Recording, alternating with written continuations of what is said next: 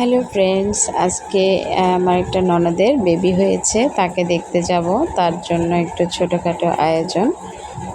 তো রান্না বান্না করলাম। আমাদের চট্টগ্রামের একটা রীতি আছে, কারো যখন প্রথম সন্তান হয় বা দ্বিতীয় সন্তান হয় তার জন্য ভাত তরকারি নিতে হয়। তো যার জন্য আমি সামান্য কিছু আয়োজন করেছি।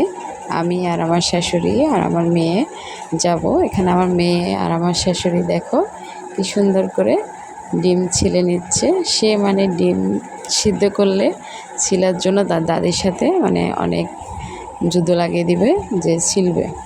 তো আমার শাশুড়িও মানা করে না, দুজনেই অনেক আনন্দ নিয়ে কাজটা করতেছিল। আমার দেখে ভালো লাগতেছিল, যাতে আমি একটু তাদের সেই জিনিসটা ক্যাপশন করে নিলাম।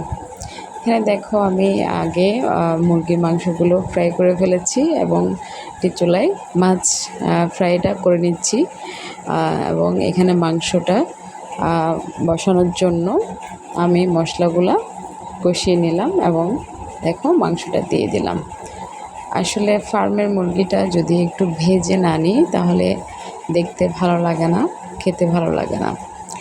তো আমি এভাবেই রান্না করি। তোমরা কে কীভাবে খেতে পছন্দ করো অবশ্যই কমেন্ট করে জানাবো। তো আমি এক এক করে সবগুলো রান্না করে নিলাম, যেটা আর তোমাদের সাথে শেয়ার করলাম না। আমার আসলে মাংসগুলো আমি এখানে একটা বক্সে নিয়ে নিচ্ছি এবং দেখো আমি এখানে হাড্ডি দিয়ে কদু রান্না করেছি চনার ডাল দিয়ে।